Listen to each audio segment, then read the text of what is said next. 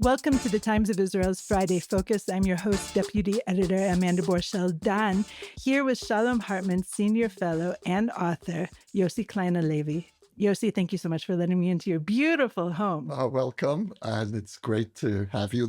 You're the first interview I'm doing in my new home. What a privilege. I so appreciate it. May there be many, many more between us and many other outlets as well. Thank you. So Yossi, as regular listeners will know, I've been conducting a little mini-series surrounding the disengagement of August 2005. And regular listeners will know that we began with Micah Goodman, who gave a bit of a zoom out and talked mostly about what happened on the right side of the political spectrum. Then we went on to Anita Tucker, a former Gush Katif resident, who spoke about life there before, during, and after the disengagement, what happened to the Gush Katif residents after the disengagement. And then we moved on to hear a voice out of Gaza, Ahmed Fouad Alkhatib, who talked about what it was like when Hamas rose to power and other issues. So Yossi, are you up to the challenge to discuss, among other things, what happened to the left side of the political spectrum and the idea of the two-state solution? Well, yeah, let's dive in. And the question is, what happened to the left as a result of the disengagement?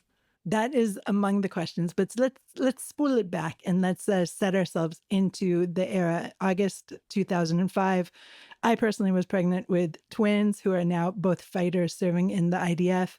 You, at that point, were you for or against the disengagement? I was very much for, in a pretty public way, writing op-eds, doing interviews, trying to explain what I thought the disengagement was about, which is not what Prime Minister Sharon was saying the disengagement was about. And I was working at that time very closely with my friend and colleague, Michael Oren. And Michael and I we were at the Shalom Center in those years. And it was very interesting. We were part of a think tank within Shalom that was run by Natan Sharansky. And you had Natan, you had Bogi Yalon, the former IDF commander-in-chief, and the two of them were among the most vocal opponents of the disengagement, and Michael and I were vocally supportive. And we had very interesting conversations up there on the second floor of the old Shalom Center. And so my frame of reference for why I supported disengagement is because I'd come to the conclusion that both the right and the left had reached a dead end, and disengagement was a way out from those two dead ends. And the argument that I made at that time was that the right, the failure of the right to provide security through settlement was evident in the first Intifada of the late 80s, which was a popular uprising of the Palestinians. And the Oslo process came out of the realization among many Israelis that the path of the right wasn't working. And then came the turn of the left to fail, which was in the 1990s through the Oslo years, which blew up in our faces quite literally in the second Intifada. So the argument that I was making in those years was that when you need to take the first Intifada and the second Intifada together, and I became a centrist because I said neither the left nor the right has an answer.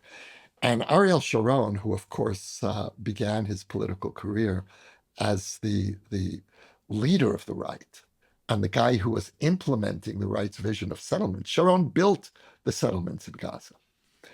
And Sharon comes to power in 2001 as an elder statesman, improbably remaking himself as the standard bearer of the Israeli center. And Sharon, it seems to me, had reached a similar conclusion, which is settlements are not providing security. That failed. The peace process is not providing peace. That failed. And so if you can't occupy the Palestinians and have security, and you can't make peace with the Palestinians, what do you do? And Sharon's answer was unilateralism. And unilateralism was, we are going to determine our borders without negotiating with the Palestinians. And the confusion over Sharon's unilateral withdrawal was, well, wait a minute, why isn't Sharon negotiating with the Palestinians? Let's get something in exchange. And the whole purpose for me, the reason that I supported unilateralism, is because the message was there is no deal to be had with the Palestinian national movement in this generation. And so if you can't reach a peace agreement, decide what are your minimal essential borders and try to disentangle these two entwined peoples and pull back to whatever we decide are defensible borders. And there was something extraordinary about Sharon leading this unilateralism that, Sharon giveth, Sharon taketh away. And I mean, Sharon's career is extraordinary in that Israel uprooted settlements twice, and both of those moves were led by Sharon. He was the defense minister in the Begin government in 1982 when we uprooted the settlements in Sinai, which he also helped build, although he wasn't as instrumental in Sinai as he was in Gaza. And then, of course, the unilateral withdrawal from Gaza. So the way that I framed the necessity for unilateral withdrawal was as a way out of the failures of the left and the right. And one can now credibly argue that the center has failed too. And all of the options that we've tried have successively failed. And what the conclusion of Israeli society after the failure of unilateralism, and I'd like to talk about why I think it failed. But the conclusion of mainstream Israeli society was, well, we tried the right way, we tried the left way, now we tried the center. Let's stop playing with this thing. Let's stop, because anything we do makes it worse. So let's just preserve the status quo. And so following unilateralism, we had 2 decades of status quo. And the status quo blew up on October 7th. And the truth is the status quo was always an illusion because there's no such thing. This is a dynamic and fluid situation. And what ends up happening in a status quo is that part of your society that knows exactly what it wants to do and where it wants to take Israel enters into the void, which of course was the settlement movement. And there was no status quo on the ground. We have been moving closer and closer to annexation and the creation of a bilateral Palestinian-Israeli state, which to my mind is the worst of all options. So much to unpack in what you said. First of all, I just want to remind our listeners that the settlements, of course, in Gush Katif were not only a right-wing movement, meaning Yitzhak Rabin was there right alongside all the other right-wingers. This left-wing stalwart was there, fixing the mezuzah on the settlement of Nezer Hazani, as we heard from our Gush Katif resident, Anita Tucker. The left wing and the right wing were full on in favor of these settlements. And the idea of the settlements was this entanglement, meaning even the very placement of the settlements, if you think about where Gush Katif was, it's in the southern part of the Gaza Strip, right next to Rafah. If Israel had thought about annexation and just chopping off part of the Gaza Strip, they would have put it in the upper, the northern border. Right. The whole idea was to have this plonter, this entanglement between the Israelis and the Palestinians at the outset. It's fascinating what you're saying about how the center has also failed. But If I think back to when Kadima, the party that Ariel Sharon had to form in order to, I don't know, remain in power after the disengagement, was it a centrist party or was it just a hodgepodgey party? Because we had, of course, Sharon, we had Shimon Peres, all sorts of very strange bedfellows there. But would you call it center? Well, it was a hodgepodge, and that was the weakness of the center in its formative years. It didn't have a clear ideology. Yair Lapid, I think, is the first genuine ideologue of the center. Yair Lapid, in his writings and his essays, which I think are terrific, the essays he's published in Haaretz, he really laid out a blueprint for a centrist politics. And he is one of the more misunderstood politicians in Israel. He's seen as left, and I see him very much as an authentic representative of the center. But you're right. Sharon was never a man of clear ideology. It was always he always acted out of instinct, what he felt Israel needed at any given time, and much of the time he was right, and much of the time he wasn't. Depending where you sit on the political spectrum, you'll determine Sharon was right there and wrong there. But the reason that I say that unilateralism failed is because of the way it was implemented, not the policy itself. And I should say a word about the policy, because October 7th can be used by both the opponents of unilateralism and the supporters of unilateralism as evidence. So for the opponents of unilateralism, and you hear this on the right now all the time, the original sin that created October 7th was the withdrawal from Gaza. And I understand that argument. I happen to think it's not true. The sin of the withdrawal from Gaza was that we left the border unprotected. You're supposed to defend, when you pull out, you're supposed to defend your border. But Netanyahu developed a conceptia. How do you say conceptia in English? Conception. Conception of a strategic concept that we need to bolster Hamas because we can live with Hamas and divide and conquer. Right? We'll weaken the Palestinian Authority and undermine the possibility of a two-state solution. And Hamas is not a serious enemy. And so that's why October 7th happened. And yes, if we were still in Gaza and we hadn't uprooted those settlements, October 7th wouldn't have happened in the way that it did happen. Instead, what we would have done was internalize October 7th into a permanent low-level situation of constant terror, of living with Gaza. And of course, the far right was always disingenuous about its plans. It never intended to live together with the Palestinians. The goal was always to force them out one way or the other. And so, from my point of view, what October 7th proves is that Sharon was right, and the Palestinians and the Israelis cannot live in one political entity between the river and the sea. Because what we will do is have a permanent civil war in this country. And I think that what Sharon was trying to tell us with his courageous unilateral withdrawal, courageous because he was undoing his own legacy, his own policy, saying, listen, it didn't work. 8,000 Israelis can hold 2 million people.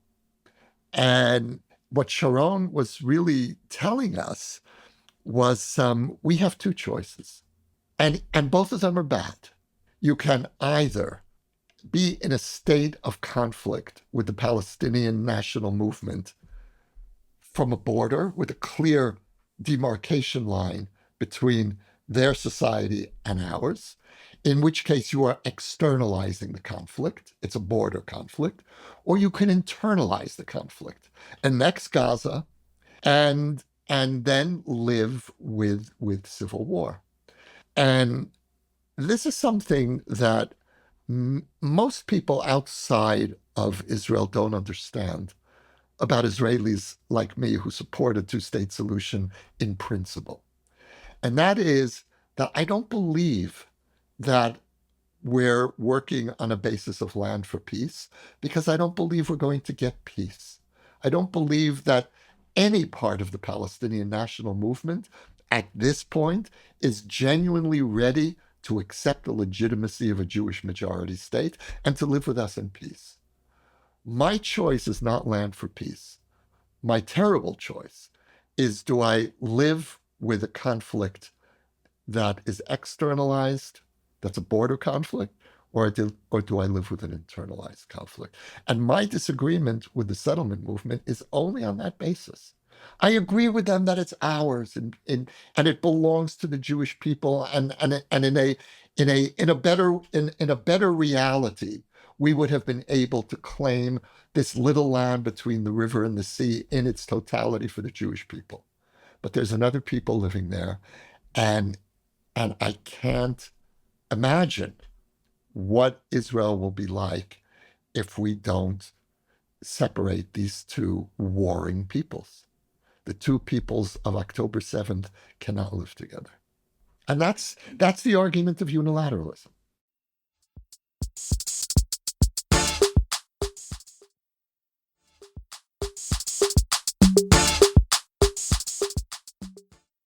Okay.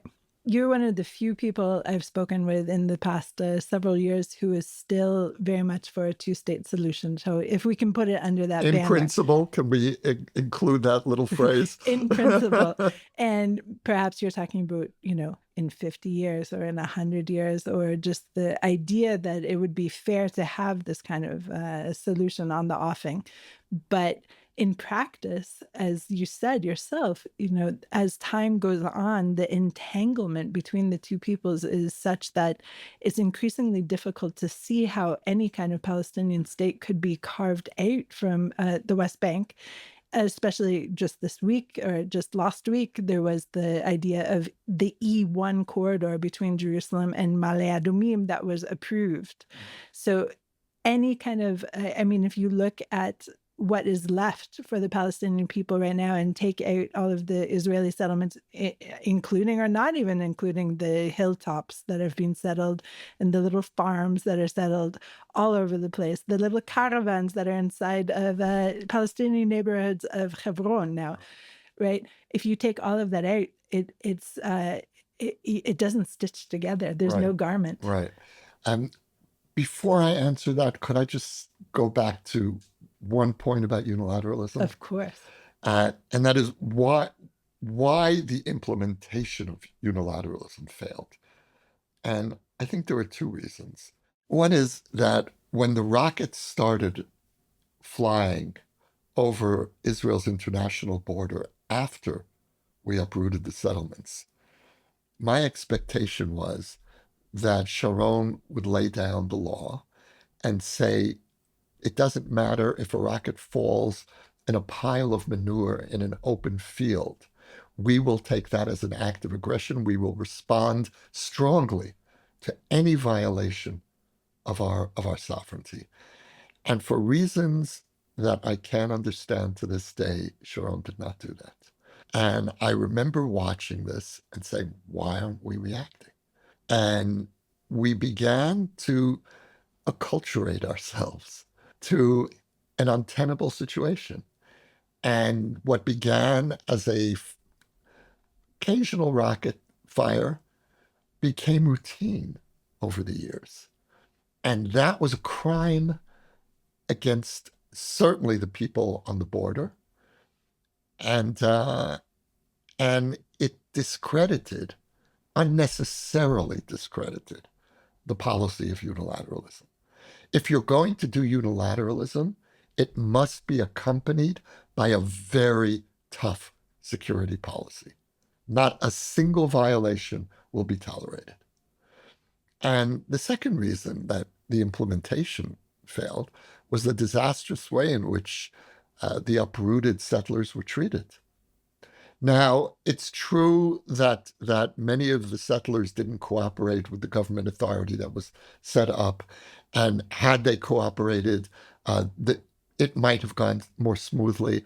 But and I understand why they didn't cooperate, because they were saying that if we cooperate, we're going to be validating this this plan, and we intend to stay in our homes. So, and I don't know how the government could have gotten around that, but certainly you don't uproot thousands of citizens from communities, thriving, beautiful communities that you built, Mr. Prime Minister, without providing alternatives. Families were ruined. And this was a crime. And, these were some of the most idealistic people. And and the story of Gush Katif was extraordinary, because much of the population it wasn't like your typical settlers in Judea and Samaria and the West Bank. Many of the settlers in Gush Katif were farmers from poor moshavim, poor communities in the Negev, in the desert. And Gush Katif was a leg up for them. It was an advance into the middle class, and it was heavily Mizrahi, Gush Katif. And I spent time there as a journalist in those years, and also in Gaza when in the army, and I loved those communities.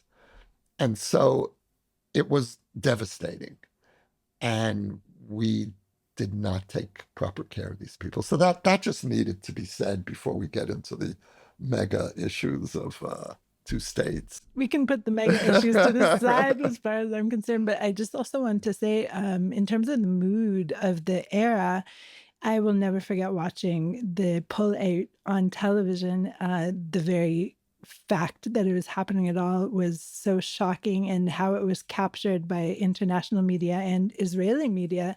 I think most of Israel was really crying, just sobbing that day.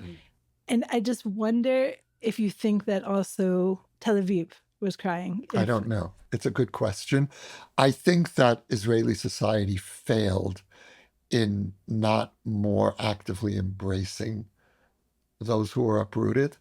And I think we should have initiated a fast day for Gush Katif.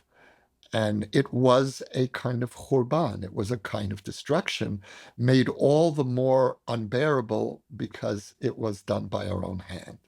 And there still should be some way where we as a people commemorate both the uprooted settlements of Sinai, which was less traumatic because most of the settlers in Sinai actually supported the peace agreement, and there was a last stand there, but the last stand was not the original settlers. Most of them accepted the compensation and moved elsewhere, and that's why the resettlement from Sinai was much less traumatic. And in their place, in the last few months, settlers from the West Bank came to make a political stand, but it was not for the most part, it was not the original residents of Sinai. Still, there should be some national day of commemoration for what we lost and what we inflicted on ourselves. Right. Okay, so let's turn back to the idea at hand of the viability of a two-state solution, especially since, as we were talking about, the left failed, the right failed, the center has failed, and we're left in this kind of vacuum unless something very drastic, another very drastic measure can be taken to shake up the whole system and just reshape the whole jigsaw puzzle. But I'm not seeing that on the horizon. Yeah, I don't believe that there is any possibility of a negotiated agreement between Israel and the Palestinians. What I am hoping for is a regional agreement. The expansion of the Abraham Accords, led by the Saudis, where the Arab world offers Israel not just a take it or leave it diktat, which was the Saudi plan of 2002. That was a diktat. here you have to accept a total withdrawal to the 67 borders, the right of return, and then we'll recognize you. We're going to sit down this time around, negotiate. And I want Arab countries, especially the Gulf states and the Saudis and the Moroccans and those who are interested not just in a formal de facto ceasefire with Israel, which is what the peace agreements with Egypt and Jordan have been, but a real normalization with Israel, and to invite those countries into the process of helping to ensure that a Palestinian state, in whatever form it emerges, is not taken over by extremists, whether we're talking about Islamists or Fatah, that it cannot be a state that sees as its national goal the undoing of its neighbor. And if a Palestinian state were created today under these conditions with this leadership, that would be the nature of a Palestinian state. You stole our land, you're thieves, you don't belong here. And we now have a base from which to try to reclaim the rest of our land. And there I agree with the right, and I think most Israelis do at this point. And so in that sense, there's no chance for a negotiated agreement between the two sides. But if you widen the lens and you bring in the Arab world, then let's see what kind of arrangements can be created. Will it be a Palestinian state with full sovereignty, partial sovereignty? Will it be tested over decades? I don't know. Will it be a protectorate, a joint protectorate of Israel and the Arab world? There are lots of possibilities once you bring in Arab partners into the process. Possibilities that were never imaginable until now. And if solving this problem is not just Israel's responsibility, but it's the region's responsibility, which it is, because the Arab world has had a very big hand in creating and perpetuating this problem, then let's see what we can do. Then as far as the map goes, in the 90s, I worked for the Jerusalem Report. I part of my beat was the settlements. And I published a cover story, I think it was 1991, shortly after the report was launched. And the headline was, "Have we reached the point of no return?" And with a picture, of a caravan and a very photogenic settler family. And at the time, and I not long ago, I went back to that story. There were 90,000 settlers in the West Bank. And so the answer to that question, which we may have really asked rhetorically, the answer was no. We actually had not reached the point of no return. And in the year 2000, Israel put the territories on the table. And then Prime Minister Olmert did it again in 2008. So we hadn't yet reached the point of no return then. It's certainly true that a lot more building and expansion has happened since then. There are different possibilities. When the Trump plan came out, I thought that it was ludicrous. Thinking about it again, I'm not so sure, especially post-October 7th. Nobody moves. Everybody stays in their homes.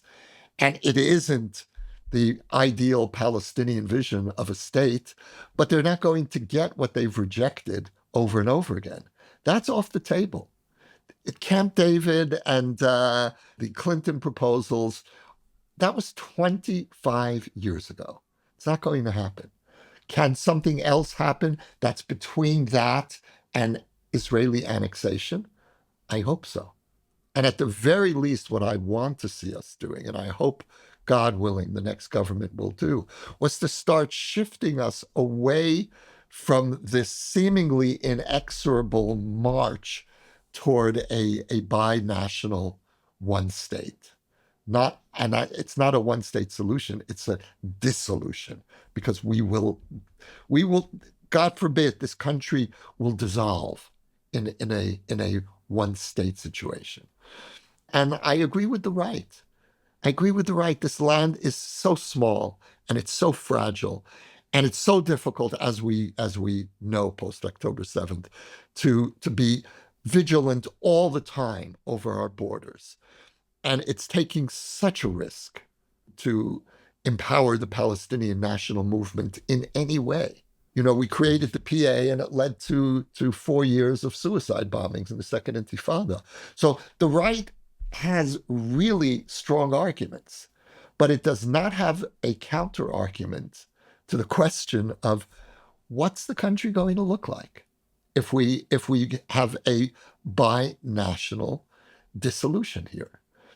And that's what haunts me. And so it's a typical Israeli and maybe a typical Jewish dilemma, which is, do you choose bad or worse? Those are our choices. And I think those were always our choices.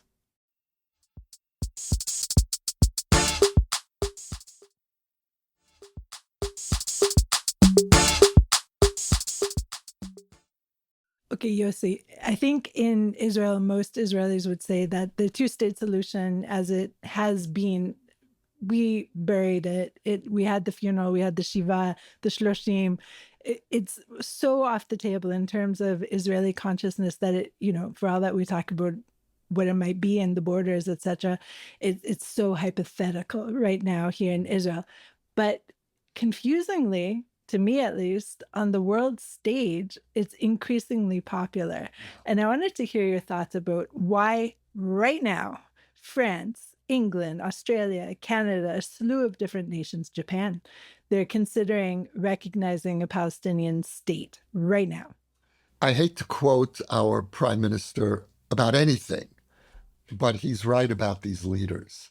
They're weak. They're afraid of their growing Muslim populations. And I would also add that their default position is appeasement. There's a problem here. There's a big problem here in the Middle East. Okay, let's solve that by pressuring Israel. And here again, Netanyahu is right that even though the intentions of those leaders was not to reward Hamas for October 7th, that is the practical consequence. And the Palestinians understand it, and we understand it.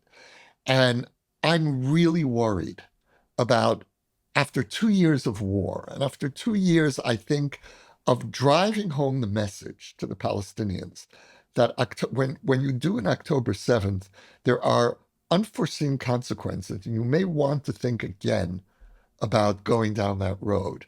The international community is now about to change their minds and say, well, you know what?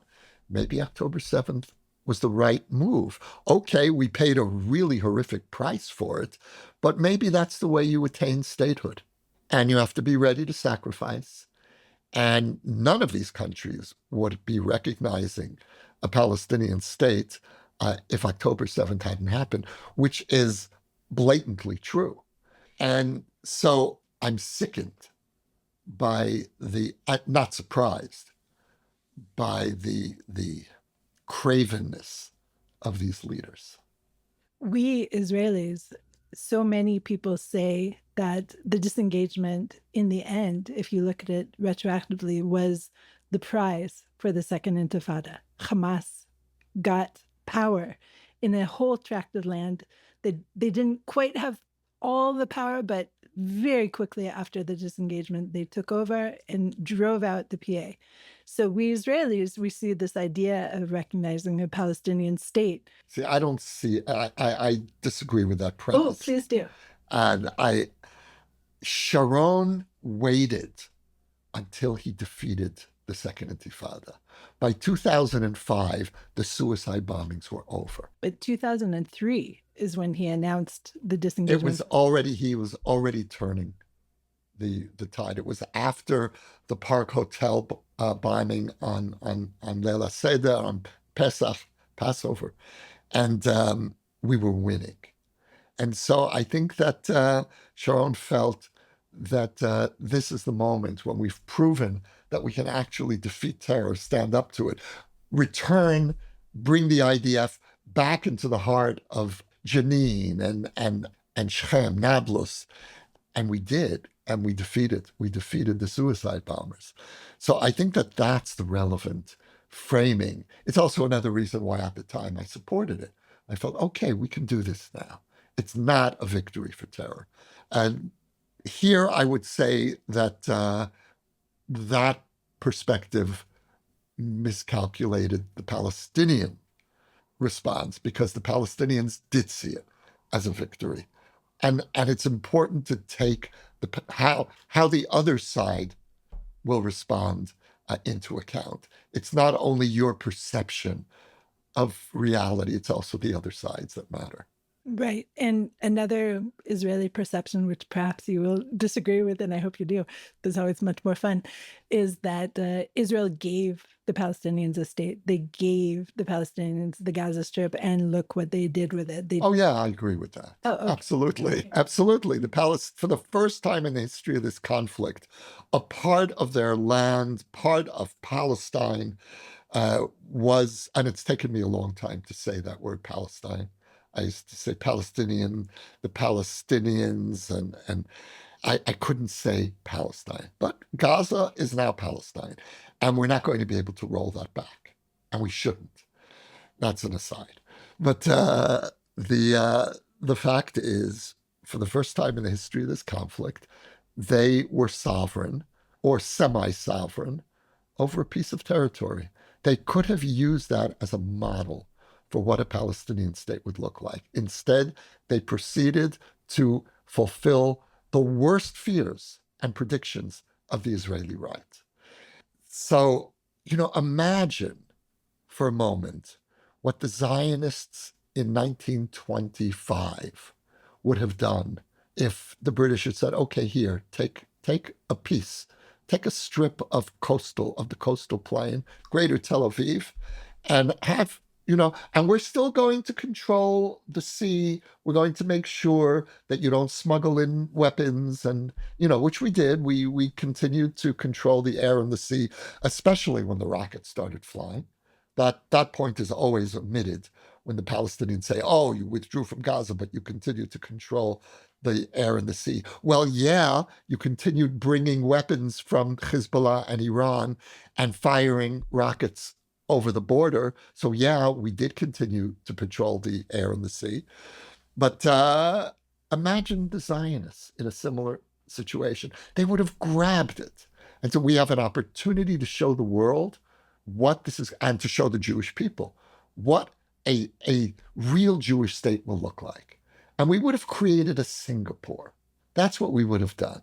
And what did the Palestinian National Movement create in Gaza? A Somaliland, even worse than Somalia, a strip of territory run by thugs, and just one of the worst places on the planet. But they built that. We didn't build it. They did. Yossi, of course, I'm more depressed than ever, having spoken with you as usual. But, but wait, I don't. But it's so funny, Amanda, because I don't feel that way. I mean, maybe I'm an Israeli version of an optimist, And yes, things are going to be really bad in the short term, but in the middle term, not even the long term, the middle term, I think things are going to start turning around. And look, everything depends on a new government here. And we need a new government to start gradually shifting, to stop the Smotrich-led move toward annexation. We need a government that's going to at least slow that down. And I think the next government, God willing, will do that. And this government, this constellation of political parties that forms the government, is incapable of making an agreement with the Arab world. And it's so maddening, Amanda, because if you really listen to what the Saudis are saying to us, they're not saying our precondition is withdraw to the 67 borders, create a Palestinian state, and then we'll make peace with you. They're not saying that at all. I don't believe that they want a Palestinian state today either. They don't want to take the chance of a radical Islamist state in the West Bank. What they're saying to us is reiterate your long-standing commitment in principle to a two-state solution, which Netanyahu himself said in his famous Bar Ilan speech in 2010. He became the first Likud prime minister to support the principle of a two-state solution. Say it. He can't because he is beholden to the far right. So look at the absurdity. And it's a crime against this country that we have a government that can't pay lip service to a two-state solution and get in return the beginning of a dynamic of peace with the Arab world. And there's a very long list of reasons for why I can't forgive Netanyahu and this government, and that's close to the top of the list. I still don't know where the optimism came into that line. Yeah, right. The optimism. Look, the optimism is that there will be, God willing, political change in this country. Every poll shows it. I don't believe that this government is going to be reelected. I refuse to believe it. And again, every poll substantiates that hope. And I think that the Israeli public, for the most part, wants a process of healing. This government is in its DNA a government of schism, of turning one part of the Israeli people against the other part. It's a government of hatred. And I think that the public is tired. And we want a break. We want a respite. And I think we have a terrific opposition. Almost every leader in the opposition, there's, with one exception who I'll leave out, but every leader in the opposition, I think, is actually worthy to lead this country. That's extraordinary, because if you look at politics, say, in the United States, can you name anyone who'd be worthy to be president? And they only have 350 million people. That's it. And we are blessed with some very fine politicians. I think of Bennett and Lapid and Lieberman and Yair Golan, who's okay. For me, he's a little too far left, but a really decent guy and a strong man. And Eisenkot. I've left out one name, but we'll leave it at that. And so that gives me hope. And we do have a group of thoughtful leaders who are positioned to begin the process of negotiating with the Arab world, and who will turn us from projecting this image of being a crazy country and into being back on track of startup nation, the Israeli success story, because that's why the Arab world wants to make peace with us. And so that gives me hope. I think that we are going to pull through. But, again, I'm an Israeli version of an optimist, which means as bad as you think it's going to be in the short term, it's probably going to be worse. But hold on, have patience, and it'll get better. Yossi, thank you so much for letting me into your beautiful home. Well, great to have you here. Thank you. Thank you. Thanks for listening to this episode of the Friday Focus. This is being produced by the Podwaves. If you have any questions or comments about this or any other episode, please drop us an email to podcast@timesofisrael.com. Until next week, shalom.